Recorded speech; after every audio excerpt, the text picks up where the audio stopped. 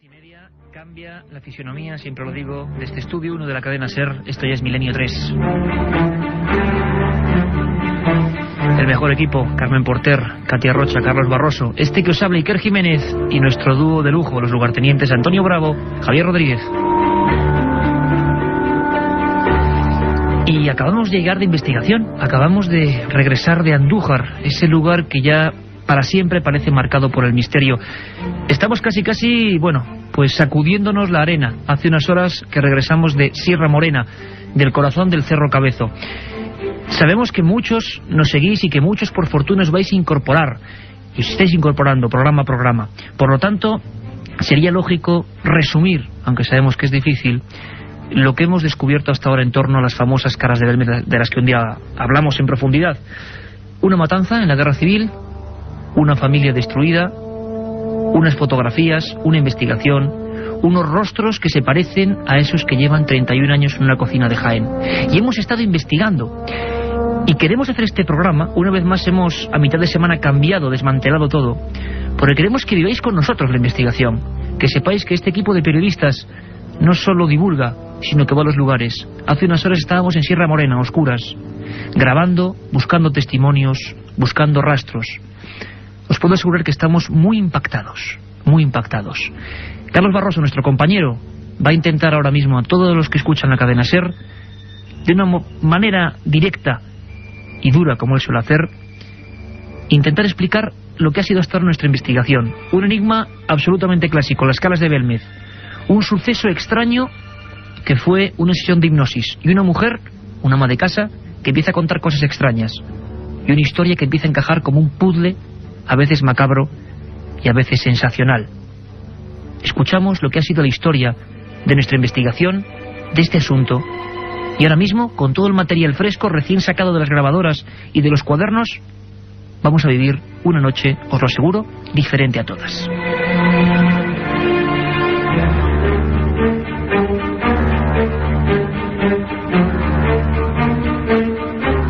El 7 de febrero, una mujer, Ana Castillo, era sometida a una experiencia de hipnosis dirigida por Ricard Bru en la Casa de las Caras de Belmez. En estado de visión remota, comenzó a revivir escenas precisas de una matanza de mujeres y niños, angustia y muerte que indicaban un enclave concreto lejos del pueblo. Una matanza de una familia, un hombre fusilado, o unos tiros, unas piedras cayendo, una especie de como un edificio grande cayéndose, muchas cruces. Las descripciones de la sensitiva parecían dar en el clavo. María Gómez Cámara, dueña de la casa y solitaria compañera del fenómeno durante los últimos 30 años, asintió consternada. Ese episodio histórico era real, pero nadie lo conocía. Su hermana, cuñado y 5 sobrinas habían muerto en uno de los más tristes episodios de la guerra civil, la toma del santuario de la Cabeza en Andújar. Su recuerdo era constante, y así se lo confirmaba horas después a nuestro corresponsal Luis Mariano. En la guerra mataron a mi familia en la Virgen de la Cabeza. De 9 quedaron 2. ¿Y usted se acuerda muchas veces de esa familia, María? No me acordaba, era mi hermana, mi sobrina. La investigación de Milenio 3 se centró en encontrar a la única superviviente de aquella familia. Isabel Chamorro, exalcaldesa de Belmez, vio morir a sus hermanas y padres en aquel refugio bombardeado. Su testimonio nos dejó helados. Fue un milagro que no muriera, porque el cañonazo ya, cuando se derrumbó el santuario, murieron todos de cañonazo. Mi madre partía por la cintura, a la cabeza por un lado, el cuerpo por otro. Y yo en eso, en un pan de sangre de eso. Las primeras comparativas de las caras de Belmez con las efigies de la familia eran sencillamente sobrecogedoras. Milenio 3 encargó un extenso informe elaborado con medios de la policía científica, cuyas conclusiones serán hoy reveladas, y recopiló información de los más prestigiosos historiadores de la región a la búsqueda de respuestas. Todos los indicios nos llevan hasta un lugar para proseguir esta investigación, a un recinto solitario, en el punto más alto de Sierra Morena, donde el drama aún parece flotar en el ambiente. El cementerio de las tumbas sin nombre.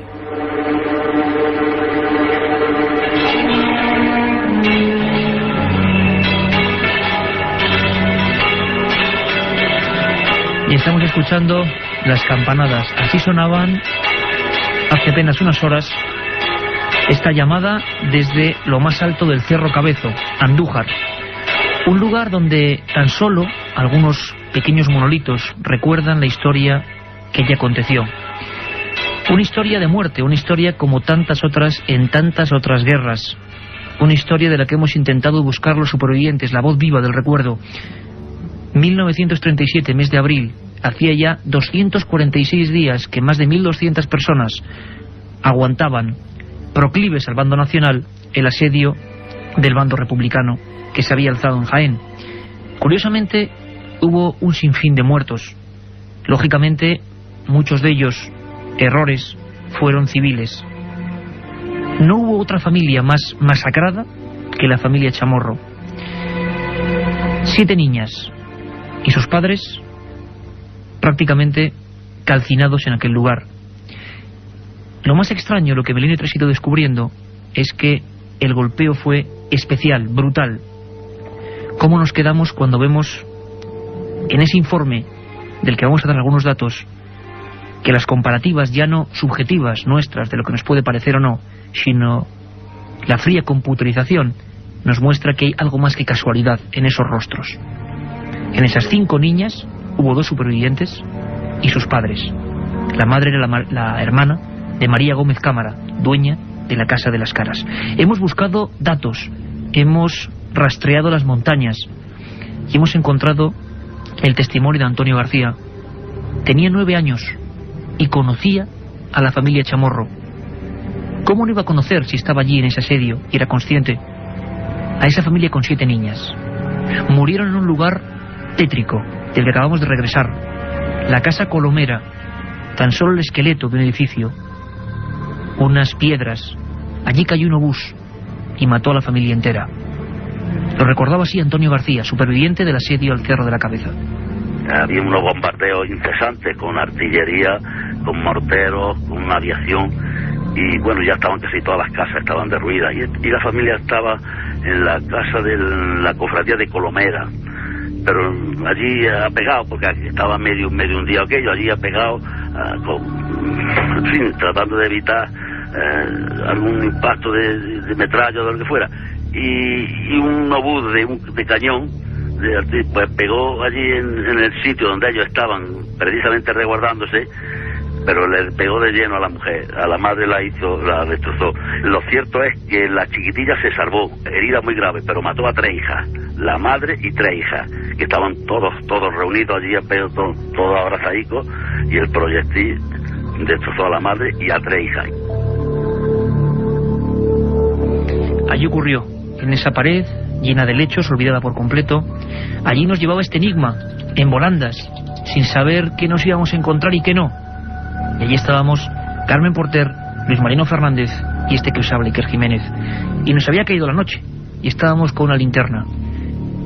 La verdad es que la imagen, y sé que es falso eso de que la radio no puede transmitir imágenes, porque estoy seguro de que muchos la están viendo ahora mismo, estén donde estén, era tremenda. Estábamos allí, en Casa Colomera, en ese lugar concreto donde toda la familia muere, esa familia que tanto se parece a las Caras de Belmez. Ahí estábamos en plena investigación. Nos encontramos ya en plena noche en el punto más alto de Sierra Morena, Cerro Cabezo, soledad absoluta, y estamos en un lugar que hace décadas que no se visita, completamente olvidado. A unos 500 metros de la pared sur del santuario se abre lo que se llamó Casa Colomera, completamente derruida. Fue el lugar donde murió la familia Chamorro tras la caída de varios morteros entre el 26 y 27 de abril de 1937. Aquí pereció esa familia, cuya pista estamos siguiendo, porque parece ser que tiene mucho que ver con las Caras de Belmez. Y nos encontramos ahora en un pico donde hay un monolito recordatorio de algunas de las proezas que hicieron algunos niños, entre ellos muy probablemente los integrantes de la familia Chamorro, alumbrados por la linterna junto a esta lasca de piedra. Y Luis Mariano, vamos a intentar, con la poca luz que tenemos, si quieres leer a los oyentes de Milenio 3 lo que pone en este punto concreto de Cerro Cabezo. Vamos a intentarlo, Iker. Dice así: parapetados tras estas peñas, 5 niños de 12 a 14 años de edad, hijos de los defensores, contuvieron durante varias horas a las fuerzas que el día 1 de mayo de 1937 asaltaron el santuario por este sector.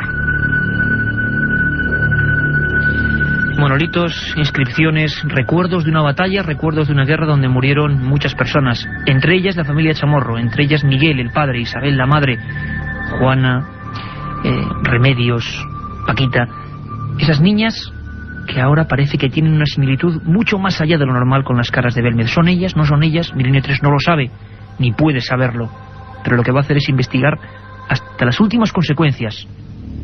Seguid con nosotros, porque lo que viene es realmente fuerte. La otra realidad. Milenio 3.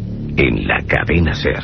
Si quieres viajar a lo desconocido, no dejes de leer El Archivo del Misterio de Iker Jiménez, los libros del tercer milenio. Colección El Archivo del Misterio de Iker Jiménez, publicado por Editorial Edad. Próximos títulos ya a la venta: La Sábana Santa de Carmen Porter, Casas Encantadas de Francisco Contreras, El Secreto de la Gran Pirámide de Manuel Delgado y Vampiros de Miguel Gómez Aracil. La otra realidad. Milenio 3. En la cadena SER. 22:42 minutos, la cadena SER, esto es Milenio 3 y estamos investigando en vivo. Estamos poniendo en los micrófonos amarillos que llegan a todas partes lo que nos ha ocurrido y lo que nos ha pasado. Carmen Porter, buenas noches. Buenas noches, Iker. Estabas con nosotros, estábamos contigo. Tu sensación, tu intuición como periodista, y todos nos van conociendo y lo saben, intentamos ser, procuramos ser lo más objetivos posible. ¿Qué sentías allí? ¿Qué ocurría allí? ¿Cómo era el lugar? ¿Podrías describirlo a nuestra audiencia? Pues para que los oyentes se lo imaginen, el Cerro Cabezo, el santuario, se encuentra pues en pleno monte, lleno de rocas, lleno de lechos, lleno de hierbas. Allí se nos hizo de noche. Tuvimos que escalar varias peñas para dar con ese monolito que contenía esa inscripción que ha leído Luis Mariano. Y realmente era una sensación, yo personalmente, os lo comenté después, me sentía observada, como si alguien nos estuviera mirando continuamente lo que hacíamos. Luego, posteriormente, cuando subimos al santuario, hay un sitio, una cripta, donde hay muchos esvotos, donde está la imagen de la Virgen, una representación de la Virgen de la Cabeza, donde la gente pues deja allí fotografías de personas desaparecidas, de personas enfermas, incluso prótesis, que realmente a mí es el sitio que más me impactó. Y trajes, de todos. recuerdo perfectamente ahora mismo, de noche sin nadie en ese lugar, todavía con cañonazos, y trajes de novia flotando en la oscuridad. Y de niños. Y de niños, porque estaban ahí colgados hace quién sabe cuántos años. Encontrarnos con eso fue tremendo. La investigación continúa, ¿verdad, Carmen? La investigación continúa y sobre todo pues para dar alguna información, algo nuevo que sepamos a esa superviviente que queda hoy en día, Isabel Chamorro, porque creo que se merece que este tema se trate de una forma seria y que nosotros, si podemos ayudarla de algún modo a reconocer pues lo que le pasó a ella y a su familia, lo haremos. Es la única forma que sabemos, la forma seria de trabajar. Y sabéis que hay un correo electrónico importantísimo, milenio3 con número @cadenaser.com, milenio3 con número @cadenaser.com. Sabéis además que Milenio 3 lo mismo habla de una matanza no como esta, sino sin resolver, como los Galindos, se mete en el mundo policial y se mete en el mundo casi del miedo, como es hoy, el miedo real, la investigación en vivo. Pero Milenio 3 sigue y va a seguir de 3 a 4, ¿verdad, Carmen? Con un montón de cosas. Sí, además tenemos una buena noticia, Iker, para el periodismo del misterio. Ángel del Pozo y Pedro García han sido galardonados con el Premio Periodismo Ciudad de Valladolid por sus artículos de misterios regionales en el diario El Norte de Castilla.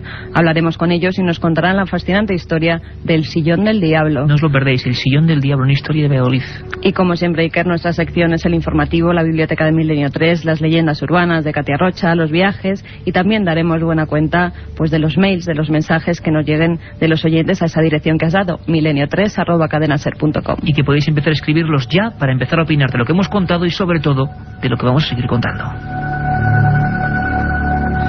Porque lo decíamos, policía científica, medios de la policía científica, programas que no sé ni pronunciar. Hay algunos que sí, más o menos, el Confront, MGI, bueno, sistemas que la Policía Científica Española y Scotland Yard utiliza para la robotización y para la comparativa de rostros. Dos compañeros excepcionales, José Manuel García Bautista y Rafael Cabello, unas gestiones y unas horas de trabajo, bueno, realmente encomiables, han permitido que accedamos a un informe absolutamente único. Nunca se ha hecho en España algo parecido. Hemos comparado las fotos de la familia Chamorro, pero no a simple vista, que ya es impactante, esas fotos de las niñas, esas fotos de la madre y el padre, con esas caras que todavía siguen en Belme de la Moraleda, sino que hemos reproducido el sistema informático policial para saber si se puede hacer un retrato robot, cómo realmente la proporción es exacta o no, si las simetrías son concretas. Estamos realmente impresionados. José Manuel García Bautista, informe en mano, nos hace este pequeño avance. Las conclusiones más importantes a las que hemos llegado, primero, imperaba la necesidad de comprobar si realmente aquellas imágenes se ajustaban a la realidad en una comparación con las fotografías, algo que no teníamos constancia, y eso era lo primero que determinamos. Utilizando estos software podemos decir con una total seguridad que sobre unos puntos de imágenes coincidentes, que en un rostro humano lo encontramos en 18, en las imágenes se han hallado 12 de estos puntos, con lo cual estamos muy cerca de saber que bueno, las caras realmente se ajustan casi a los rostros de la fotografía. Aparte de ello, en cuanto a paralelismos y confrontaciones, el mínimo exigible que se exija a cualquier confrontación de imágenes es de un 40%. En el caso de las caras de Belme analizadas y los rostros facilitados en fotografías para que hiciéramos esta confrontación de rostros, se establecieron en un 68,3%. Podemos decir que son prácticamente imágenes familiares, ¿no? Los rasgos faciales y morfológicos de las caras de Belme también nos indican un grado de familiaridad o parentesco, analizando morfología, rostro, pómulo, arcos frontales y labios. Pues ahí prosiguen las investigaciones, como decía Carmen Porter, Milenio 3, periodistas que ni creemos ni dejamos de creer, solo sabemos investigar de manera multidisciplinar, y ahora mismo la informática nos dice eso. Hay algo más que casualidad entre esas caras y esos rostros. Estábamos en el santuario y llegamos plena noche, abriéndonos camino, como decíamos, con la linterna, hasta la pared de Casa Colomera, el lugar exacto donde esa familia deja de existir, con una tragedia que no podemos ni imaginarnos. Los cuerpos despedazados, como lo contaba Isabel Chamorro, la única superviviente al principio. Ahí ocurrió, ahí pasó. Y ahí decidimos una cosa, no por creer o dejar de creer, sino por probar. Decidimos dejar nuestros minidiscs, nuestras grabadoras digitales y analógicas, e intentar registrar algo. Escuchamos el momento en que llegábamos a Casa Colomera hace tan solo unas horas, en el corazón de Cerro Cabezo, Sierra Morena. Bueno, Iker, nos hemos desplazado unos 200 metros monte a través y nos encontramos en un lugar en ruinas, la Casa de Colomera, ¿verdad? La Casa de Colomera, según nuestras investigaciones, Luis, el lugar exacto donde la familia se refugiaba. Tenemos el testimonio, por ejemplo, de Antonio García, que tenía 9 años de edad, lo vamos a escuchar en el programa, que dice que estaban aquí, en sus palabras, todos arrejuntaicos en una especie de piña, se había quedado la familia sola, cayó uno de esos obuses e impactó directamente en el seno de la familia. La mayor desgracia ocurrió en este lugar de desgracias, ¿no? Fue conocido la historia de los Chamorro por eso, por ser un núcleo familiar completamente autodestruido. Y ocurrió aquí, en estas mismas paredes, en este mismo lugar lleno ya de hierbas y de lechos, en este sitio completamente oscuro y donde solo nos acompaña algún perro en la lejanía. Bueno, pues seguimos en esta casa en ruinas llamada Casa de Colomera y vamos a acometer la tercera experiencia psicofónica. Me dispongo a introducir el micrófono en uno de los agujeros de las paredes de este lugar sin techo. Vamos a ello. Investigación en vivo, ya estaba el equipo de Milenio 3 grabando por si ocurría algo. Y ha ocurrido, algo ha pasado. Algo que sinceramente nos tiene un poco escamados a todo el equipo. Un sonido que vais a escuchar ahora.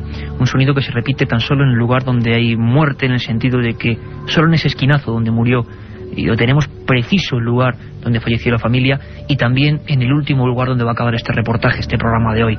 Ahí aparecen una serie de sonidos que, desde luego, veníamos convencidos de que tenía que ser el fallo de la grabación digital, del propio aparato, algo mecánico, porque no es concretamente voces, aunque hay voces. Y ahora mismo nuestros compañeros Javier Rodríguez, Antonio Bravo, Jorge Martínez, todos los que han intervenido en esta investigación a nivel de técnicos, los que han opinado, ahora vais a escuchar sus palabras, su sapiencia en torno a este tema.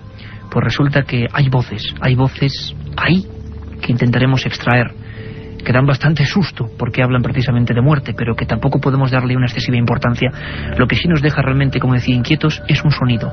Estábamos a muchos metros de distancia, con esponjas aisladoras, con grabadores digitales, con minidiscs precintados, y ahí no había nadie. Estamos en un lugar donde no hay absolutamente nadie, en mitad de la nada. De repente, en algunas psicofonías donde surge este sonido que vais a escuchar, los perros de muy lejanos puntos se ponían locos a ladrar. En este son los pájaros, era todo silencio y de repente los pájaros empiezan a piar de una forma tremenda y surge algo mecánico, un sonido mecánico, que nos parece sinceramente una puerta que se abre, o una especie de cajón de madera que se abre, y un sonido como de una onda que interfiriese. Ahí no había absolutamente nada, no había postes de electricidad. Bueno, escuchad vosotros. En el momento de la grabación no se oía nada y estábamos ahí, con todo completamente aislado.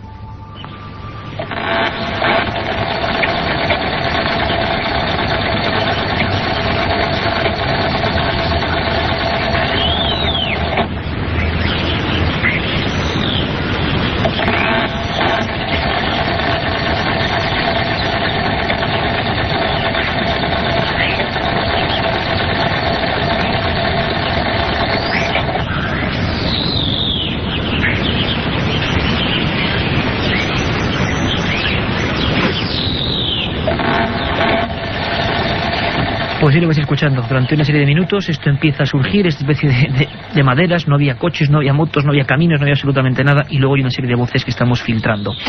Bueno, ¿qué es esto? ¿Qué puede ser? Desde luego, lo repito, mi mente muy escéptica para los crédulos y algo crédula para los escépticos me indicaba que podía ser un error. Y rápidamente nos pusimos en contacto no solo con estos maestros de la técnica, sino también con Geray, Quiroga, un montón de personas que han dado su opinión. No podía ser un fallo del minidisc. Ahí se tenía que registrar lo que se había registrado en otras ocasiones. En ese mismo día, la absoluta soledad del entorno, como en las otras 8 o 9 grabaciones ocurrió. Escuchamos la opinión, nada más escuchar el sonido y de analizar el minidisc, de Javier Rodríguez, Jorge Martínez y Antonio Bravo en este orden.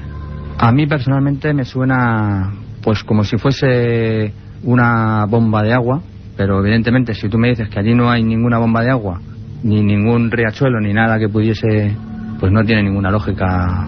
Del propio minidisc es prácticamente imposible, porque lee una lente láser. No tiene un sistema mecánico que le haga actuar para grabar. Si fuera una grabación en cinta, un magnetofón, podría ser un ruido del propio motor de arrastre, pero en un minidisc es prácticamente imposible que ocurra eso. No, en minidisc el sonido que da es muy limpio y nunca suelen aparecer ruidos. Al principio engaña, parece que es como una especie de moto o una motosierra, algo así arrancando, ¿no? Pero porque es muy rápido. Puede ser una puerta abriéndose. Bueno, estoy alucinado. Además es que es la primera vez que lo oigo, pero se me han puesto los pelos como escarpias. Yo es que no encuentro una explicación. O sea, con todos los antecedentes que me has contado de la historia, no sé, una explicación lógica no la hay. Puede ser un defecto del motorcillo, del aparato en sí. Pero bueno, no sé, si está constatado que no había nadie alrededor, esas voces que hay abajo, ¿de dónde salen? ¿Qué es? ¿De dónde salen? ¿Qué es? Don Antonio Bravo lo decía y no podemos responder tampoco a Jorge Martínez ni a Javier Rodríguez, nuestros técnicos de lujo que, bueno, se han prestado a estudiar esta voz, a ecualizar, a analizar. Hemos estado pues toda la tarde hoy trabajando sobre ello y no sabemos de dónde puede surgir ese sonido. Y yo, que venía convencido de que podía ser algo natural, pues la verdad es que la inquietud va a hacer que volvamos a investigar, evidentemente. Preguntábamos a mucha gente en torno a esta investigación, esta vía que hemos perfilado en torno a Belmez y a la matanza del Santuario de la Cabeza, siempre diciendo al César lo que es del César, que esto surge en un programa concreto, con una hipnosis de Ricard Bru y con una persona, ama de casa, que empieza a describir una serie de historias que desde luego nadie conocía. Os recuerdo, un lugar con muchas cruces, un lugar que se derrumba, unos niños quemándose. ¿Cómo podía saber eso esa persona? En la propia historia de Jaén y de la Guerra Civil parece un evento bastante olvidado, y cuando llegamos allí lo primero que vemos son cruces. Nos quedamos un poco impactados, y todavía parte de ese lugar de ruido y esos niños que evidentemente se quemaron. Hablábamos con el padre José María Pilón, que desde los primeros años, el año 71, cuando surgieron esos rostros en Belmez de la Moraleda, fue el primero en decir que vale, que eran misteriosos, pero que María Gómez Cámara, la dueña de la casa, era realmente una especie de poderoso factor. Ahora le comentábamos si se quedaba helado este hallazgo, En la familia de esa mujer, que no lo había confesado en 30 años, había una tremenda tragedia. Las caras que aparecen en el suelo son niños y son realmente parecidos. Los informes nos dicen que más parecidos de lo casual. Lo repetimos. El padre José María Pilón nos hablaba de qué opinaba de esta nueva vía que investiga Milenio 3. Que ella sea la causante inconsciente, proyecte de alguna manera, evidentemente eso puede ser por una situación traumática a nivel psicológico de ella, y que eso refleje las caras de las personas que de alguna manera han tenido relación con su familia y que murieron, como dicen ahí el santuario de Santo de la Cabeza. Es posible. Es posible. A veces en Milenio 3 lo imposible es posible, lo que era certero, se derrumba, lo que surge con rotundidad, pues bueno, realmente luego no lo es tanto. Son cosas que ocurren con la investigación, cuando uno va allí, cuando no solo divulga o reproduce noticias, sino que intenta modificarlas en el sentido de encontrar más pistas, y hemos encontrado muchas más. Una de ellas nos lleva a un lugar, a un sitio, a un enclave concreto, al epicentro quizá que tiene que ver con todo este misterio, o vayan a saber si es donde nace, donde surge concretamente. Es un sitio difícil de describir. Yo le pedí que lo hiciese a Antonio García, el superviviente, 9 años en aquel asedio. Su padre murió allí. Él conocía a estas niñas, a las 7 niñas, y él vio cómo se construía este enclave del que hemos venido hace apenas unas horas. Escuchamos a Antonio García. Aquello lo abandonaron, pero con los cadáveres en el sitio donde habían caído. De manera que cuando terminó la guerra, pues tuvieron que ir recogiendo huesos, viendo restos de cadáveres, y entonces hicieron fosas comunes. Yo tengo la certeza de que mi padre está enterrado allí, pero no sé exactamente en qué fosa, porque allí en el cementerio, si usted lo ha visto, verá que hay 2 filas de unas lápidas en el suelo de hormigón, dos filas de fosas comunes, en las cuales pues fueron metiendo todo lo que encontraron. Una fosa común donde está el padre de Antonio y están muchas personas, más de 150, ahí sin saber exactamente dónde ni cómo. Y ahí nos metimos, en plena noche. Pedimos disculpas, pero ahí nos metimos para seguir investigando y seguir viendo. Y la impresión fue bastante fuerte. Ahí estaba, tumba sin nombre, y al final una pared con varias identidades grabadas, muchas de ellas la familia Chamorro, una detrás de otra, sin duda la familia más golpeada. Este es el sonido y el sentimiento y lo que decíamos cuando entrábamos en ese lugar. Y aquí estamos en el cementerio de las tumbas sin nombre, viendo las lascas de piedra blanca tan solo marcadas con una cruz. Este es el cementerio que la Guardia Civil, bastante apartado del resto del santuario, pues realizó en honor a las personas que aquí cayeron. Hay una lista en las paredes, una lista de civiles y de guardias de la época alineadas, esta especie de sepulcros blanqueados de hormigón, sin ninguna inscripción. Nadie sabe exactamente dónde están, ni de qué forma, ni en qué orden los cadáveres. Y este es el lugar donde concluye de alguna forma esta investigación. Es el lugar, es el sitio, el epicentro, como decíamos, una serie de lascas, de tumbas con una única cruz. Y ahí pasó algo. Y el equipo de Milenio 3, Katia Rocha, Carlos Barroso, Carmen Porter, nuestros compañeros, Luis Marino Fernández, Juan José Manuel García Bautista, Francisco Contreras, tanta gente que se ha sumado a esta investigación, intuimos que hay algo más. ¿Que lo descubramos? Probablemente no lleguemos a ninguna verdad, pero desde luego, si hay posibilidad de seguir adelante, vamos a hacerlo, con la investigación, con el esfuerzo y con los micrófonos de las cadenas SER, allí donde no llega nadie, allí donde el misterio de vez en cuando acontece. Vamos a seguir haciéndolo, porque intuimos que esa familia y esas caras tienen mucho que ver, y eso desde luego no es poco.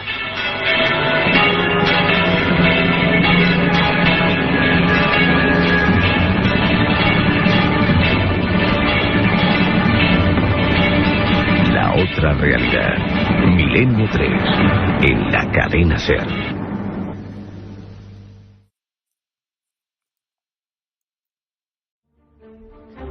18 minutos de la noche, esto ya es Milenio 3 y os lo aseguro, en una noche muy especial, donde vamos a recordar, vamos a revisar una investigación que ha nacido con este programa. Una investigación que hemos seguido paso a paso y que hoy podemos compilar, resumir, como queréis decirlo. Una historia que nos ha marcado profundamente y que espero que después de esta hora os marque también a todos vosotros. El mejor equipo, como siempre, Katia Rocha, Carmen Porter, Carlos Barroso, vuestro amigo Iker Jiménez y, como siempre, un lujo en la técnica, el capitán don Antonio Bravo. Y con estos mismos acordes, lo recuerdo como si fuese ahora mismo, empezábamos una historia que, tengo que seros sincero, yo en un principio hasta desconfiaba.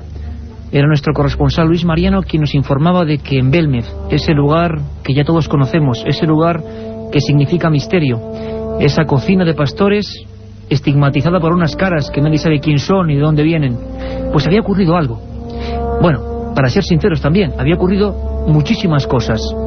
Sabemos que es muy difícil, para los que no pudisteis escuchar ese programa, poneros todo en orden y en antecedentes. Pero lo vamos a intentar. Prestar mucha atención. Nuestro compañero Carlos Barroso intenta sintetizar todo en 3 minutos. Así empezaba esta historia, digna de la ciencia ficción, pero rotundamente real.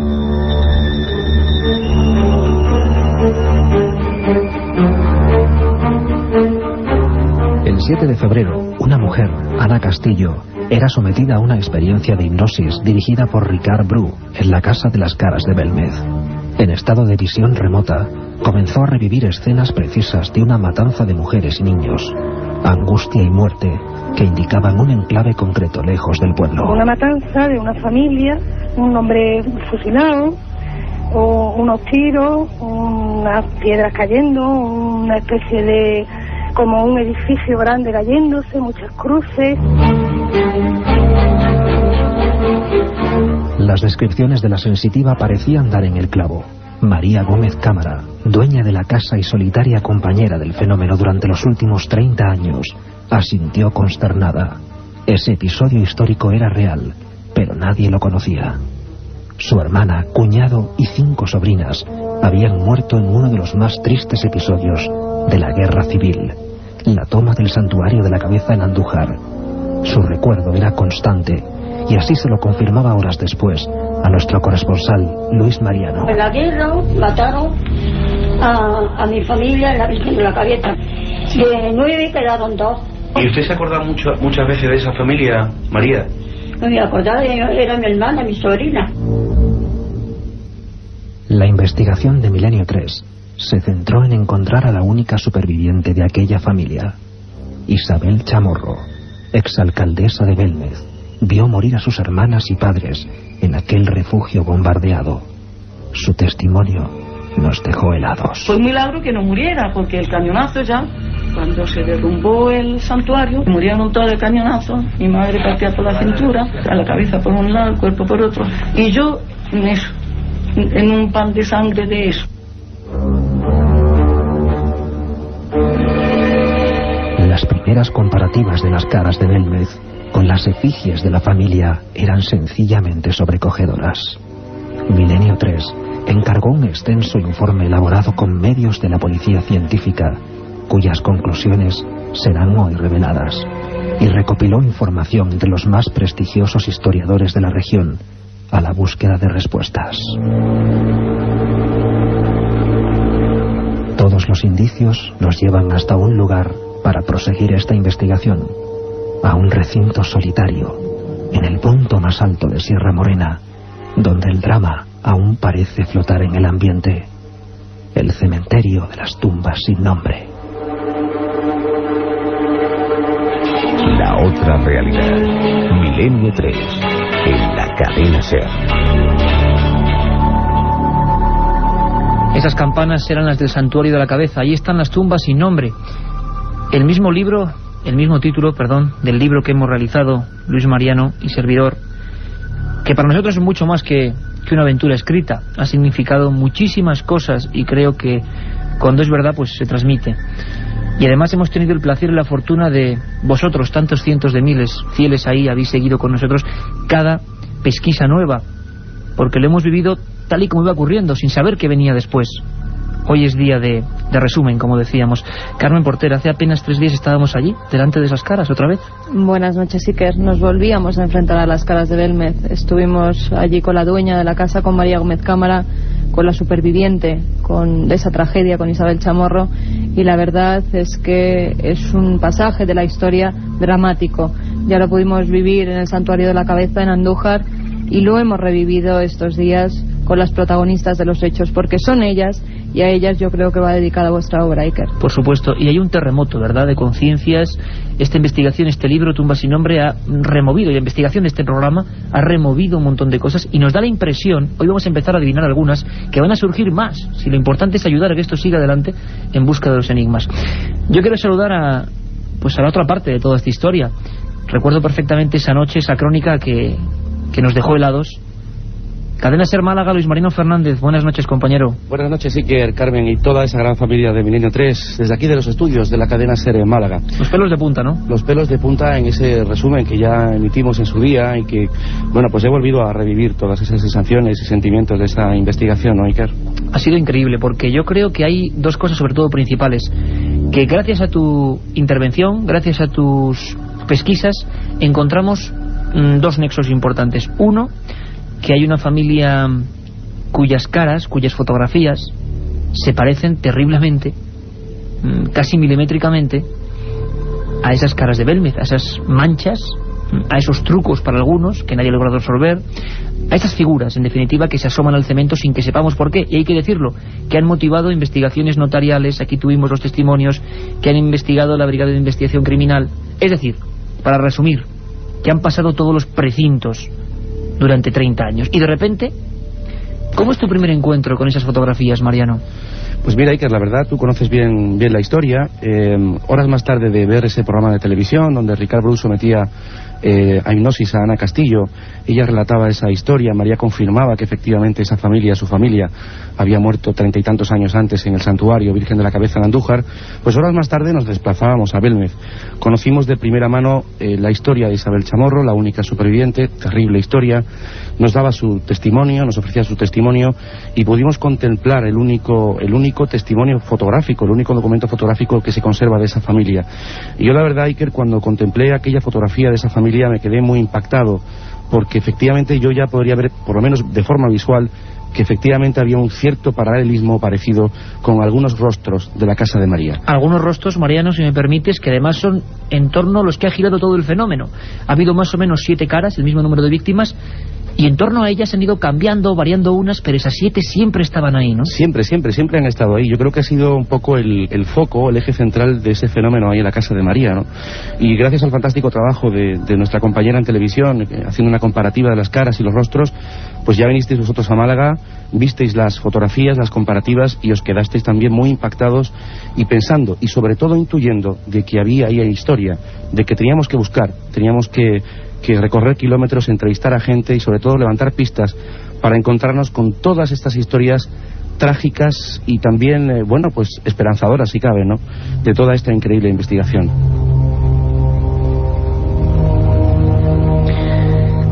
Todo empieza en un lugar que decíamos hace 3 días apenas, Mariano, Carmen y yo, que creo que es uno de los sitios más visitados, edificio civil, más visitados de España seguro. No se puede calcular, pero recordamos las páginas de Periódico Pueblo, por ejemplo. Ayer 15.000 personas en Belmez. Imaginaros por un momento lo que fue para un pueblo de 2.000 habitantes recibir 15.000 al día. Nos decía el alcalde, Manuel Rodríguez Rivas, que todos los órdenes establecidos se habían venido abajo. El milagro había ocurrido en aquella casa y la gente quería verlo. Y esa cocina, 30 años después, sigue ahí, con las mismas caras, que parece, por cierto, y vamos a descubrir, que se están marchando.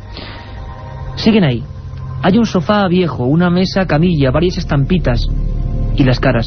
Y en ese sofá viejo se hace una experiencia, como hemos visto, pionera. Ana Castillo, una persona con ciertas dotes, vamos a decirlo así, de sensitividad, de quizá percibir cosas que otros no podemos percibir, o que no sabemos percibir, describe una serie de acontecimientos, una imagen, una especie de película que se corresponde con la realidad. Ana Castillo, desde Sevilla, buenas noches. Hola, buenas noches. ¿Qué tal? Ana, imagino que impresionada recordando todo esto, ¿no? Uf, tengo los vellos de punta y las lágrimas saltadas. Otra vez de revivir aquello que fue para mí muy tremendo. Te comprendemos de verdad, de corazón, porque sabemos que además luego hemos ido indagando y cosas que tú decías y que tú veías sin conocer nada de la historia, hemos descubierto que eran exactas. Por ejemplo, yo te debo confesar que me quedé alucinado y que empecé a ver clara toda esta historia cuando recuerdo que tú en esa hipnosis, en esa experiencia, ahora nos contarás qué viste, pero describes incluso que en aquella tragedia, cascotes que se caen, niños y niñas que mueren, tú ves a alguien con un uniforme que salva a una niña, a una persona, ¿no, Ana? Sí, era una especie de cura, monje, algo que tenía que ver con la religión. Y se llevó a una niña, sí. Y era una única niña que veía cómo las demás morían, ¿no? Exactamente. Es que era como si intentara llevarse a unos pocos, pero solamente pudo coger a esa chica, creo que era niña, porque era peladita, el vestidito clarito, llorando, se la llevó. Solamente vi eso, agarrarla y como darse la vuelta y llevársela. Luis Mariano, dime. Sí, no, pues buenas noches, Ana. Hola, buenas Encantado noches. de saludarte. Yo, lo que sí quiero recordar, Iker, fue cuando nos quedamos muy impactados, cuando Ana, en esa sesión de hipnosis, ella relataba un lugar con muchas cruces, ¿no? Nosotros, ella no conocía ni esa historia, ni ese lugar, y tú y yo tampoco, Iker, conocíamos el santuario. Y cuando subíamos por aquellas curvas y ya avistábamos el santuario, la primera fotografía que se nos presenta ante nuestros ojos son cruces. Y recuerdo aquel momento, pues, de forma muy emotiva, porque, caramba, es que coincidía perfectamente con lo que relataba Ana Castillo, ¿no? Y sobre todo, ese cementerio de las tumbas sin nombre, una serie de lápidas, no sabemos exactamente quién hay debajo, los números varían, están en una loma, mi impresión es que bastante olvidados, tengo que decirlo así, por las autoridades, yo creo, no por las personas y familiares, por supuesto. Esas tumbas no tienen nombre, son una lápida blanca y una cruz, y nos quedamos de nuevo impresionados cuando dijimos, caramba, ¿cómo es que Ana Castillo veía ya esto? De cruces constantemente. Ana, ¿cómo fue la experiencia? ¿Dolorosa? ¿Terrible? ¿Tú sentías todo eso? ¿Qué es lo que te venía a ti, lo que sentías a flor de piel en ese momento? Lo primero era el sentimiento, era como una especie de empatía. Entonces sentía el dolor, la soledad, un desgarro por dentro, tenía el corazón apretado porque lo primero que yo sentí fueron las emociones. Yo iba siguiendo, yo lo primero que vi fue a una niña pequeña que iba corriendo y al principio era toda oscuridad. Después se aclararon un poco esas oscuridades y me metí de lleno en un caos, pero lo primero era el miedo y el dolor, sentimientos de miedo y de dolor.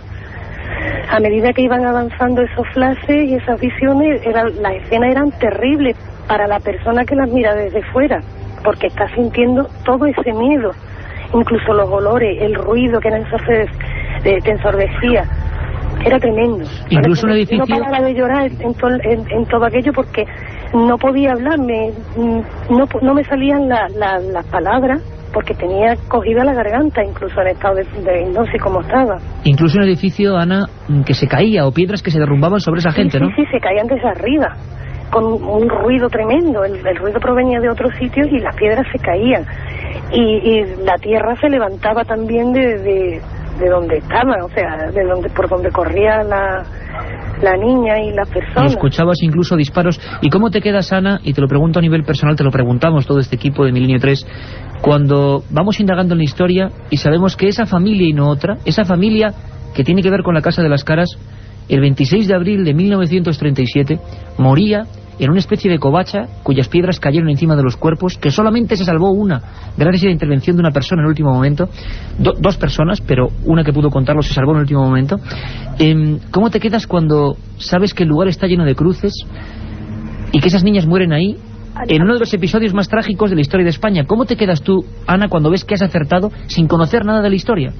A mí no era una cosa de acertado o no, yo sencillamente tuve una visión aterradora y el porrazo o el golpe más fuerte fue cuando vi la fotografía de Isabel y reconocí inmediatamente la carita de la niña pequeña. Ahí yo dije, me desmayo, me caigo redonda al suelo porque lo que yo he visto ha existido, porque a esa niña la he visto corriendo en un caos de piedras y de ruido y de disparos. Era esa niña, Ana. Era esa niña, la niña pequeña, en la fotografía, creo que está en el medio de la fotografía. Sí, recordamos, Ana, Iker, cuando efectivamente tú, Ana, viste por primera vez ese cuadro fotográfico, Isabel Chamorro se queda muy impactada porque tú dijiste, la niña. Ella en principio tampoco sabía lo que había acontecido en casa de María. A mí tampoco me conocía, no sabía qué es lo que íbamos buscando, y cuando Ricardo me puso enfrente la fotografía, Yo lo único que vi fue a la niña. Yo dije, esa es la niña que yo he visto. No te cupo ninguna duda. Vino después. Ana, y por último, sabemos que es duro porque lo has vivido de verdad. Yo me acuerdo la primera entrevista que te hice, me transmitiste la emoción sincera de alguien que es que lo ha vivido. Ana, cuando has visto las caras, ¿las has visto de forma distinta? Cuando vi las caras, ¿a qué te refieres? A las caras que están en el suelo, las caras de Belmez. Mira, cuando la primera vez que vi las caras, para mí eran una cosa que me intranquilizaba. Solamente eso. Yo las vi la primera vez y era una cosa que me ponía muy nerviosa. Pero sabía que tenían algo, que tenían que decirme algo, no aquellas caras, sino de donde fuera. Cuando ya vi las fotos, las comparaciones, entonces fue cuando aquello realmente ya se me vino como una cosa impresionante. Todo empezaba a encajar. Ana, queremos darte un abrazo muy fuerte de todo este equipo. Sin ti, creo, y sin la perspicacia en un inicio de Ricard Bru y de esa experiencia, no hubiéramos llegado absolutamente a nada. Y quizá gracias a ti estamos más cerca que nunca de descubrir uno de los mayores misterios de la historia de la parapsicología. Un abrazo muy grande, Ana Castillo. Vale, a vosotros. Un beso muy fuerte a todos. Un programa que se sumerge en el otro lado de la realidad. Milenio 3, con Iker Jiménez y todo su equipo en la SER. Luis Mariano, desde Málaga, era esa niña, la niña que esa mirada, esa expresión, Paquita Chamorro, 4 años, en algún punto de una fosa común, ¿no? Yo creo, Iker, tú bien sabes que esta niña, Francisca Chamorro, ha sido un poco el motor de toda esta investigación, ¿no? Desde un principio, cuando contemplamos su rostro en aquel cuadro fotográfico, parece que de alguna manera nos hablaba, nos decía, ¿no? Nos susurraba, buscad, porque vais a encontrar. Buscad porque vais a encontrar. Fue como una llamada y que nos obligó a hacer todo esto. Han sido 3 meses de verdad de casi rozando, yo creo, la obsesión con esta historia, viendo que los datos encajaban perfectamente. Y quién sabe, Iker, si desde el otro lado, si este existe, yo no lo sé, puedo intuir que sí, pues nos hayan en cierta manera ayudado, ¿no? ¿Por qué no decirlo?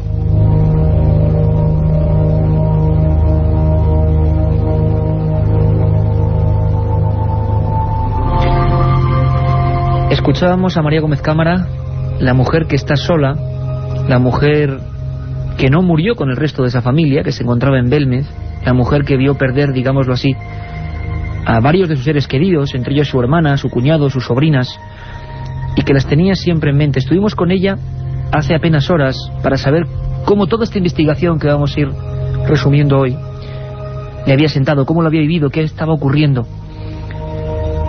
Escuchad atentamente porque es María Gómez Cámara hace 3 días, recordando, se acordaba perfectamente, ocurrió en 1937.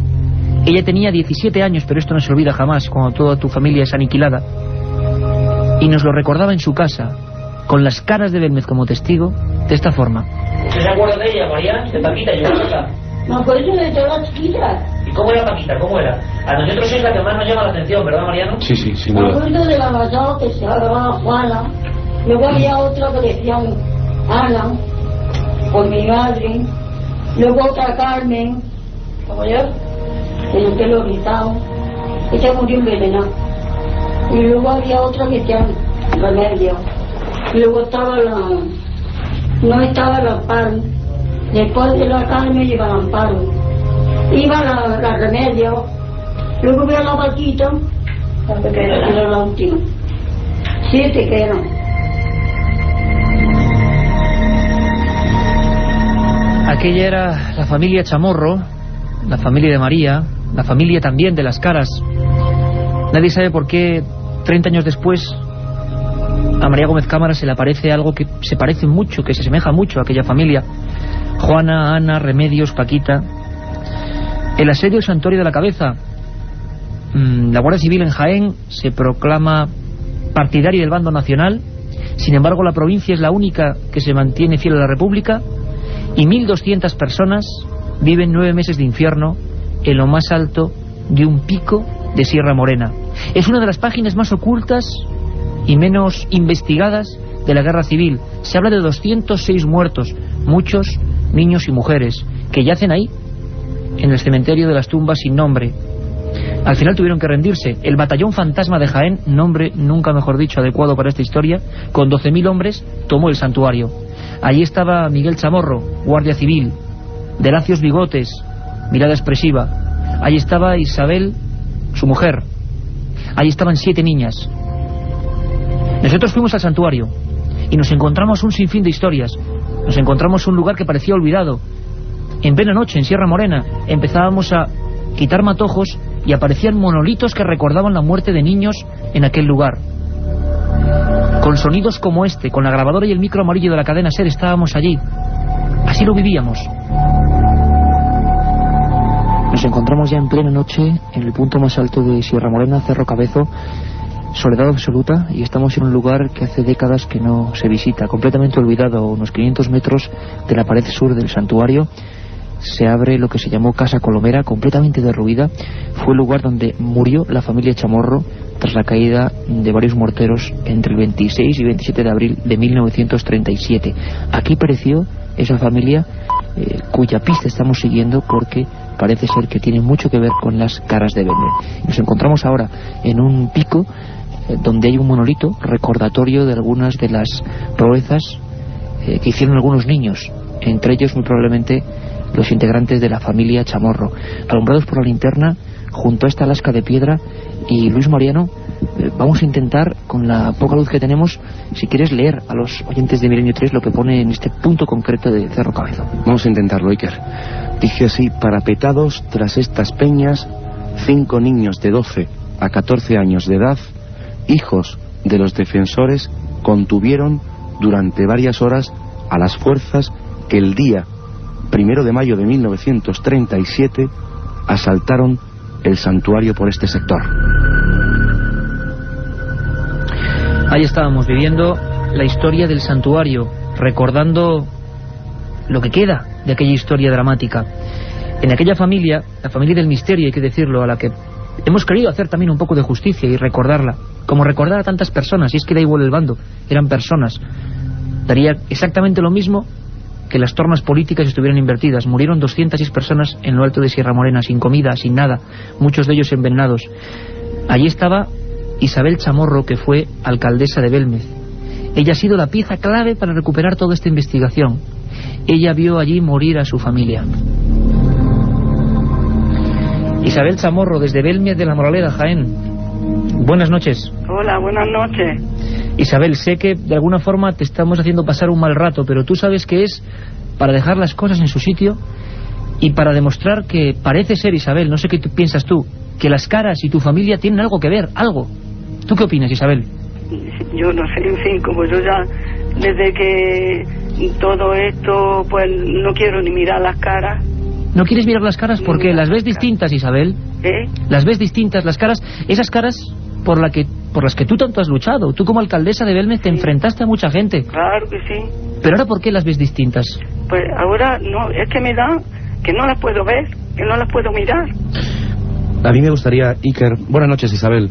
Hola, buenas noches. Pues primeramente agradecerte en nombre de todo el equipo del programa y bueno, pues hacerlo público. Agradecerte, muchas gracias, Isabel, por darnos la oportunidad, por contarnos tantas historias, por confiar en nosotros, porque tú has sido el alma, sin duda, de este libro, Isabel. Muchísimas gracias, de verdad, Isabel, sí. ¿Qué te ha parecido esta investigación, este libro? ¿Cómo lo has sentido, ahora tú que lo has leído? Que yo lo primero también, ya que me estás dando las gracias, vamos a tener que repartir las gracias, porque yo también tengo que daros las gracias por muchas cosas.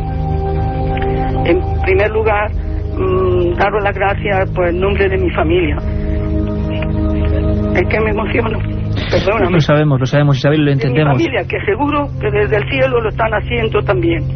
También por mi hermana madre Amparo, que no os digo nada porque hablar de ella es que me emociona mucho. Lo sabemos perfectamente, Isabel, y no queremos tampoco más que seas testigo, que seas testimonio de esta investigación, porque tú estabas allí.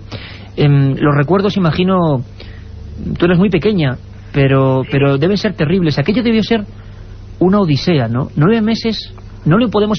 los hombres y mujeres de hoy en día, yo creo que esto no podemos imaginarlo, y vemos lo crudo que fue nuestra guerra civil. Estabais en un pico, sin comida. Tu padre y 2 de tus hermanas mueren primero envenenados, ¿no? Porque iban a buscar comida y se equivocaron al coger raíces, ¿no? Claro, no había nada que comer, y no solamente ellos, a otros. Bueno, yo no sé nada porque yo tenía 1 año, pero lo he oído contar y los libros que lo he leído, y no solamente ellos, pero claro, ya estaba todo tan agotado que ellos pues cogieron lo que vieron, y ya como estaban muertos de hambre, pues cogieron y comieron, y entonces pues murieron por el camino. Y después muere el resto de tu familia, ¿no? Y luego el resto, ya cuando 2 o 3 días antes de tomar el santuario, pues de los cañonazos, pues murieron los demás, y yo salí muy herida. Y mi hermana Amparo, pues porque la cogió un guardia civil de un brazo y se la llevó, y por eso ella pues se libró. Y yo fue un milagro que saliera, porque salí muy herida pero con vida.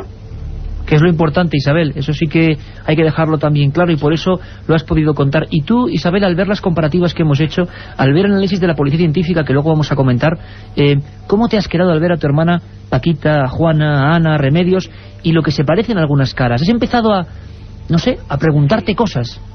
Sí, yo es que, sí, le veo, pero ya te digo que es que hasta ahora no he tenido valor de yo, el estudio ese de la policía, de cuando me vea más serena, de comparar y de mirarlo bien.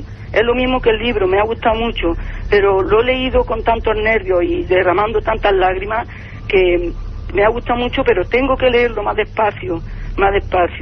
A mí me gustaría... Considero que es un libro estupendo, un buen trabajo de investigación y de sentimientos.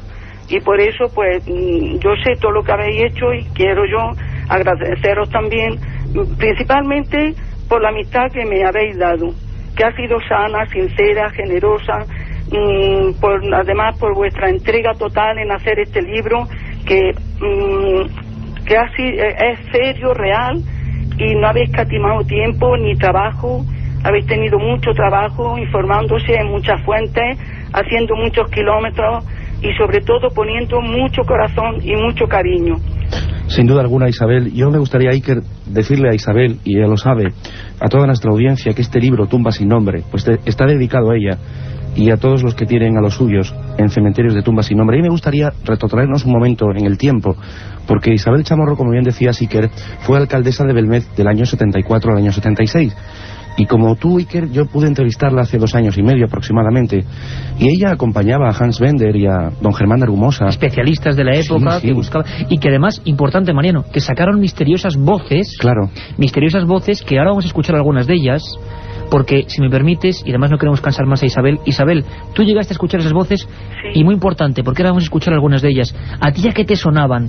Sí, yo las que oí eran como voces como si estuvieran metidos en una cueva, y sobre todo de niños diciendo socorro, auxilio, mamá, y en fin, es que no las recuerdo bien, pero sí, oí 3, 2 del profesor Argumosa y una de un muchacho de aquí que la grabó él de su cuenta.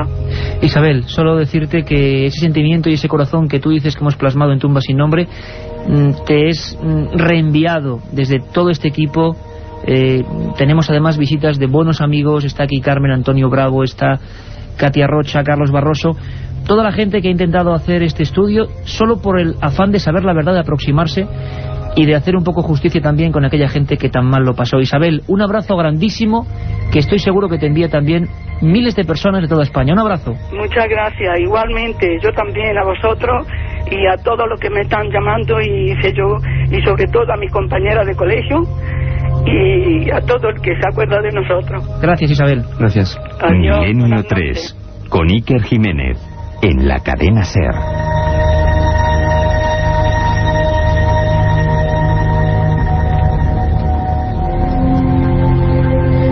Importante, tremendo, Isabel Chamorro, la única superviviente de esa familia, la familia del misterio, la familia que se parece a las caras de Belmez según los análisis policiales informáticos. Casi nada. Pero hay más. Isabel habla de voces. En Belmez de la Moraleda, Jaén, la parapsicología, entonces naciente sobre todo en Centro Europa, vio un filón, vio la casa donde todo era posible, y se empezaron a grabar con aquellos viejos Nágara y aquellos viejos Revox que tanto añoramos también muchos de los que hacemos radio. Se empezaron a hacer grabaciones psicofónicas. La primera de ellas, y lo hemos podido descubrir, fue realizada por miembros de la Universidad Complutense con el catedrático José de Solas a la cabeza. Y es muy curioso saber que la primera psicofonía, de la que hemos perdido, no hay copia, pero el informe existe en la Complutense, decía un nombre. Nadie lo entendió entonces. Ese nombre era Isabel. Isabel era la madre de esta familia, Isabel Gómez Cámara, muerta por supuesto junto a sus niñas en aquel santuario. Las voces han seguido demostrando que querían decir algo, no sabemos qué es, ya nos conocéis, ni una cosa ni otra, pero desde luego es que hasta prácticamente ayer, hablamos de diciembre de 2002, han surgido nuevas psicofonías, y ahora, indudablemente, no podemos evitarlo, hacemos paralelismos, describen un mundo terrible, describen un mundo de dolor. Dentro de apenas un minuto, en una pequeña pausa que vamos a hacer, vais a escuchar algunas de las últimas psicofonías obtenidas en Belmez de la Moraleda, y todos vamos a poder opinar. La otra realidad. Milenio 3. En la cadena SER. 1937. 200 personas mueren trágicamente en el santuario de la Virgen de la Cabeza. 1971 aparece el fenómeno de las caras de Belmez. 2003.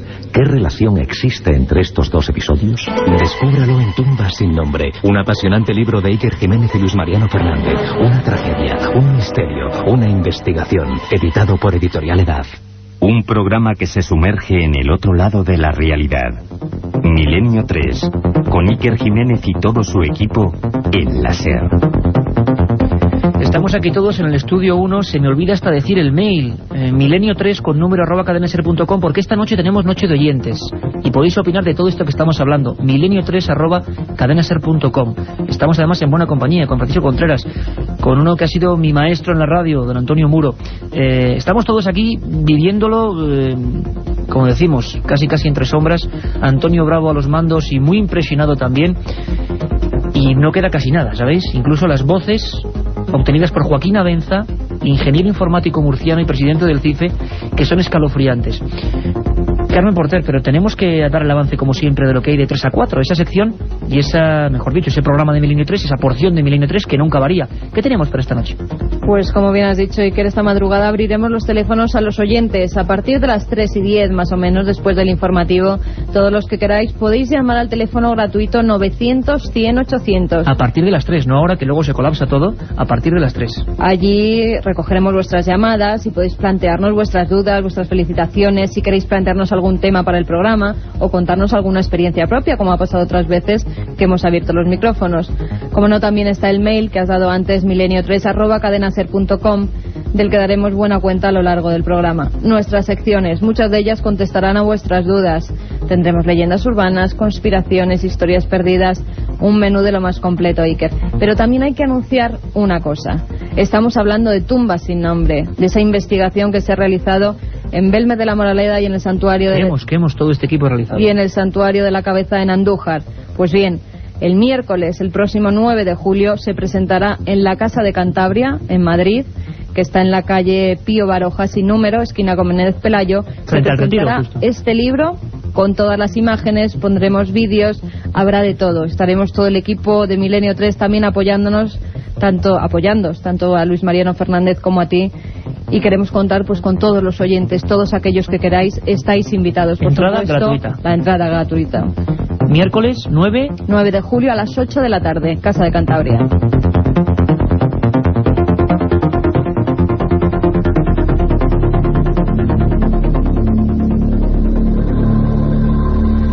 Pues esa es la cita para la presentación de este trabajo. Estaremos todos, será un placer volver a estrechar las manos de muchos amigos y de muchos oyentes que sabemos que estáis ahí.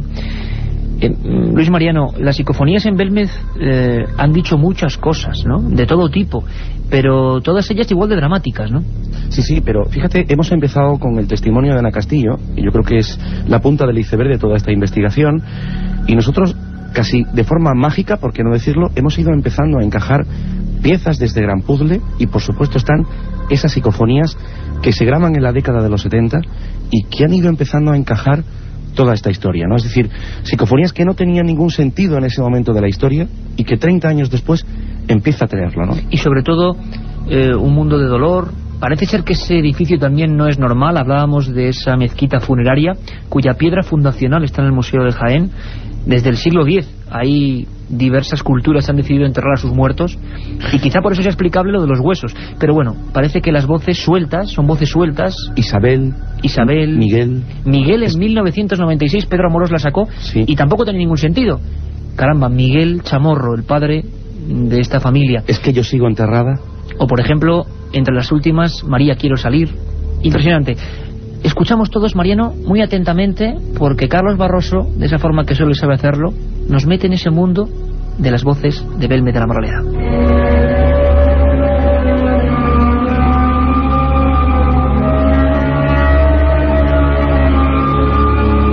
Palabras amenazantes, frases cortas y lamentos prolongados.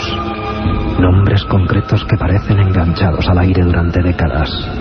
Gritos, chillidos, muerte.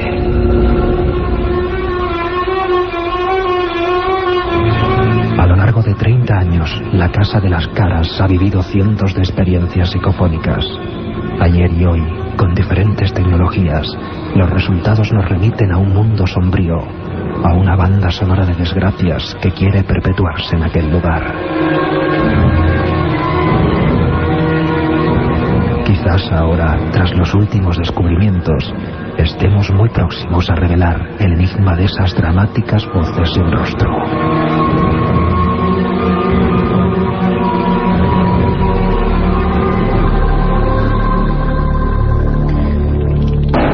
Sabemos que las psicofonías os apasionan. Tienen un poder casi mágico, porque veíamos y casi salta una repentinamente, pero la hemos atrapado a tiempo. Son voces que llaman mucho la atención de la audiencia. Es un producto, digámoslo así, entre comillas, muy radiofónico, en el sentido de que todo el mundo se sobrecoge. Sin embargo, después de 100 programas, cumplimos el programa número 100 la próxima semana en La Coruña. Solo hemos hecho un programa de psicofonías, tampoco hemos querido abusar, pero hoy esas psicofonías es que parece que desgranan algunas claves. Luis, ¿tú te acuerdas además que Isabel Chamorro se salvó, pero el brazo fue la zona más afectada? Nos lo contaba hace apenas 3 días, ¿verdad? Sí, efectivamente, ya salió con el brazo muy herido. De hecho, tuvo que ser atendida con posterioridad e incluso estuvo a punto de perder el brazo. Gangrenado, tenía varios orificios de la metralla. Pues ¿cómo se puede quedar la gente, Mariano, cuando nos enteramos que en diciembre, cuando nada de esto había empezado a ocurrir, don Joaquín Abenza, magnífico investigador, ingeniero informático, director del CIFE de Murcia, se acercó a Belmez por vez primera y grabó con sistema digital algunas conversaciones? Y en esas conversaciones se mezclaban voces. Siempre ha ocurrido de la misma forma. A veces no era el investigador el que iba a recoger la voz exprofeso, sino que en plena conversación con María surgía una voz, y una voz que se correspondía con un contenido. ¿Cómo nos quedamos cuando esta voz, grabada hace apenas 6 meses, repite: mi brazo, mi brazo? Escuchad muy atentamente.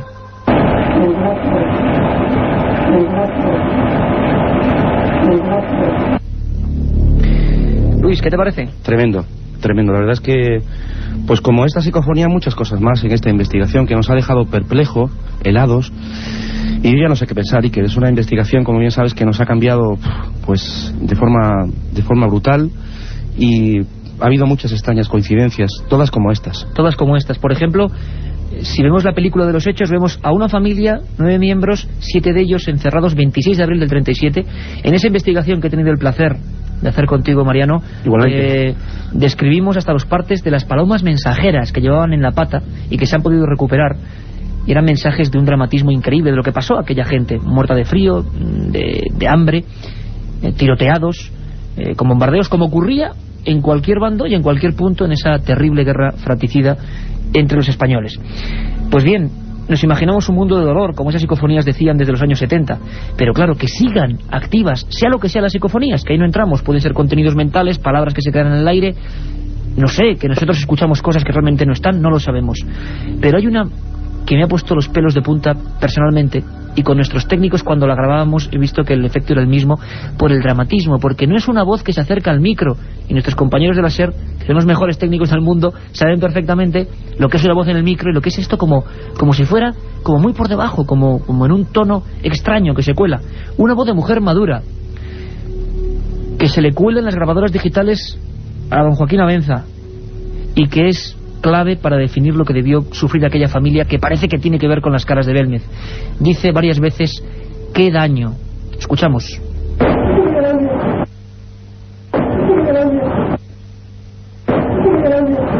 Con un dramatismo tremendo, ¿verdad, Mariano? Con un dramatismo tremendo, y que yo creo que casi sufriendo, ¿no? O sea, esa es la frase, sufriendo. Y quizá para cerrar esta, si me permites, Mariano, esta inmersión, ¿no?, en un mundo tan subjetivo, desde luego, pero que está ahí, que parece que se corresponde con el ambiente que se vivió en esa casa y en ese santuario.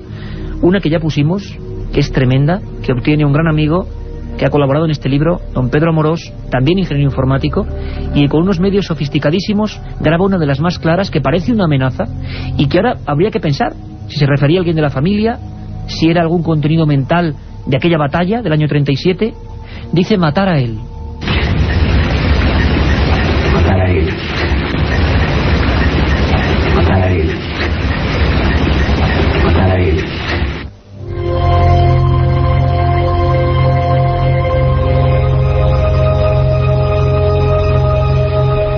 Una historia tremenda, que como veis nos ha impactado como periodistas y como personas. Y quizás los últimos acontecimientos que se están dando en Belmez, hablamos de esta semana, nos demuestran que todos estos descubrimientos, ahora vamos a hablar con Salvador Ortega y con José Manuel García Bautista, vamos a presentarlos en un minuto, porque ya lo que ha hecho la experiencia policial y los puros y objetivos, eso sí, ordenadores, ya nos ha sacado de dudas, o por lo menos nos ha incrementado muchas más, que no sé si es lo mismo. Han pasado muchas cosas desde que Tumba sin nombre ha llegado a Belmez. Escuchamos a Carlos Barroso.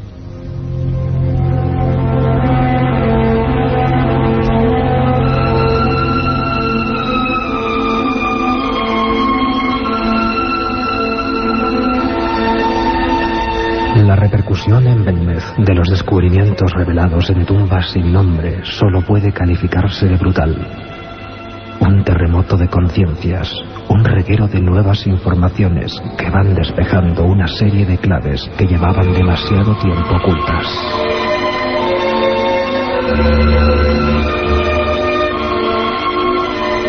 Una historia de matanzas y recuerdos, de traumas y desgracias que por algún resorte desconocido se han plasmado sobre el suelo de cemento de esa pequeña casa perdida en la serranía de Jaén.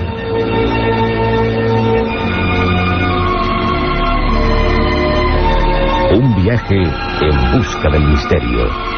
Milenio 3, en la SER. Repercusiones, acontecimientos, terremoto de conciencias, la España negra que aflora un poco porque hay un pasado que parece que tiene una conexión directa con ese fenómeno que nadie comprendía, que nadie entendía hasta ese momento, hasta esa hipnosis, hasta las comparativas de fotos. Yo quiero saludar a un buen amigo, maestro en este programa, que siempre que hay un asunto policial nos aconseja, nos dice, nos indica. Él, fijaros si es mágico, que la semana pasada hablábamos de psico-killers, de cómo él atrapó, por ejemplo, al mayor psico-killer de la historia de España, y esta semana ya se ha visto lo que ha ocurrido con el asesino de La Baraja. Él es Salvador Ortega, pionero de la policía científica, diplomado en ciencias forenses. Don Salvador Ortega Mayén, buenas noches, compañero. Buenas noches, querido Iker. ¿Cómo te quedas tú?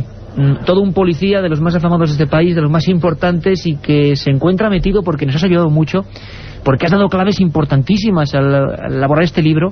Nos decías, esto va por aquí, esto va por acá, y yo muy brevemente quiero preguntarte, ¿a ti qué te suena? ¿Hay algo ahí que, por qué aparecen en casa de una señora como María estas caras que pertenecen a su familia? Sí, de verdad que a mí me hace que pensar y me hace que reflexionar muchísimo todo el tema de las caras de Belmez, y mucho más cuando he tenido la oportunidad que me habilitaste para poder entrar de lleno a ver cosas que no se pueden dudar, porque todavía la interpretación es darle vueltas a la cabeza hasta encontrar una razón, o al menos un razonamiento muy objetivo o subjetivo pueda ser, pero encontrarle unas respuestas a tantas preguntas resulta desde luego verdaderamente apasionante. Yo tengo que decirte, Salvador, te lo digo a nivel personal, Mariano también, porque hemos disfrutado mucho con tus sugerencias, que me dejaste al lado cuando cogiste una ristra de fotos de esa pava. La primera cara que apareció, le llamaron la pava, tampoco sabemos por qué, tiene unos bigotes muy grandes, es muy parecida a la cara del padre de esa familia, pero y tú dices, fíjate, va variando, de la boca surgía algo, con el paso del tiempo esa cara mostraba una especie de lengua negra o de torrente que salía. ¿Cómo nos quedamos, Salvador, cuando acudimos a los partes médicos y vemos que ese hombre, ese guardia civil, no murió con el resto de su familia, sino que murió envenenado comiendo raíces de cicuta, y que todos los que le vieron morir vieron cómo expulsaba líquido rojizo? Esto ha impresionado mucho en Belmez. Hay muchas más similitudes de ese tipo. Las caras de Belmez, tú, desde luego, erradicas por completo la posibilidad de fraude consciente. Eso hay que erradicarlo, porque no solo por las circunstancias que están ocurriendo en la actualidad, sino además que se han intentado en la época en que esas caras salieron a la luz.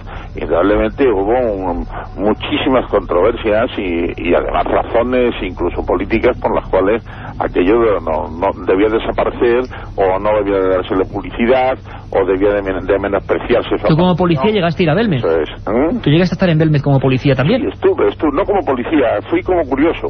No, como policía sí, porque eso va implícito en la persona, pero me vengo a referir que como investigador curioso me llegué a verlo y estuve haciendo cosas y viendo cosas, pero en aquella época era apabullante la cantidad de pruebas científicas que se hicieron, tanto por instituciones españolas suficientemente documentadas, como por algunas instituciones extranjeras que se fueron, pues eso, como se suele decir, sin una respuesta adecuada a lo que allí estaba pasando. Sin respuestas. Fue la primera vez que se empezaba a decir que aquello no tenía ninguna explicación lógica.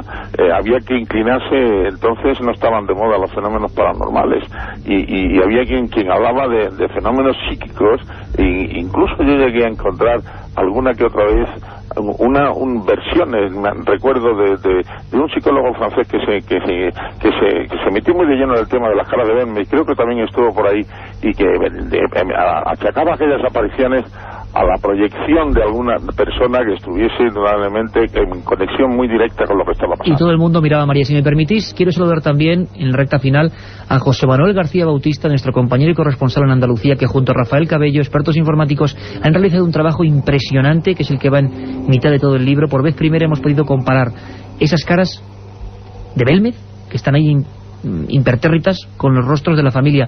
José Manuel García Bautista, compañero, ¿cuál es el resultado de este informe? Cuéntanoslo brevemente. José Manuel. Vamos a ver, José Manuel García Bautista, si puede atendernos. José Manuel, ¿nos escuchas? Sí, ¿qué? Perdón, había habido un pequeño lapsus. Muy rápidamente, estamos en los últimos minutos. ¿Qué nos dice, para que todo el mundo nos entienda, esa comparativa de más de una semana de programas informáticos policiales? ¿Qué similitud, qué arrojan los ordenadores, José Manuel? Pues a modo de resumen y siendo muy concluyente, lo que nos dicen los ordenadores después de las pruebas realizadas es que las caras de Belmez, las teleplastias de Belmez, en comparación con lo que son los retratos de la familia Chamorro, pues tienen un grado de similitud de casi un 70%, un 68% largo, lo cual nos indica que son algo más que caras familiares, y lo cual nos induce a poder afirmar con casi total seguridad que las caras de Belmez y los retratos de la familia Chamorro pertenecen a las mismas personas. Yo quiero que todos escuchéis, José Manuel, Mariano, Salvador, un pequeño documento, es muy breve, lo hemos sacado en Belmez hace prácticamente horas, y es por vez primera cuando María Gómez Cámara a nosotros nos dice que cree que eso pueden ser sus difuntos y que por eso enciende siempre una vela. Escuchamos. También, pues si llama la alma de mi difunto, o son espíritus que han venido de otro sitio y quieran, y necesitan luz, la entiendo dentro, no saco aquí las luces. Pues no me digan que yo enciendo las luces, le enciendo luz a la cara. Claro. La enciendo diciendo otra cocina. Una vela que ahora estará encendida. Luis Mariano, impresionante. María nos decía ya que con las pruebas en la mano, tú fuiste el primero en llevárselas, tiene que admitir la evidencia, ¿no? Desde luego. Hombre, ella en un principio llorando, lo decía llorando, negada con la cabeza que se trataba de su familia, pero sin duda alguna en esta última visita pues casi lo ha admitido, ¿no? Yo creo que ella está teniendo un proceso interno también, pues el cual yo creo que van a salir muchas más cosas, Iker. José Manuel García Bautista, se han comparado ojos, se han comparado distancias, se han comparado cosas milimétricas, y los ordenadores han dicho que hay rasgos de un parecido por encima de lo normal. El 40% se considera ya lo normal, ¿no? Efectivamente, a partir de un 40% ya nos dice que el resultado es una cara, un rostro familiar, ¿no? o sea que pertenece al entorno familiar de la comparativa. Cuando ya pasamos a niveles que superan el 60%, tenemos un cierto grado de seguridad de que la cara pertenece al sujeto a estudio, ¿no? Pues ahí está el misterio, José Manuel, es que no tenemos apenas tiempo para más. Apasionante la historia, gracias a todos, Salvador, Luis Mariano, por supuesto, compañero, gracias José Manuel, gracias a todo este equipo. Ha sido un viaje imposible resumirlo todo en una hora a este misterio que estamos indagando, el misterio de las tumbas sin nombre. Os esperamos para seguir contándolo el miércoles en esa presentación y por supuesto os esperamos luego de 3 a 4, tumbas sin nombre. Nos quedamos con un misterio que sigue sin resolver o cerca de resolverse.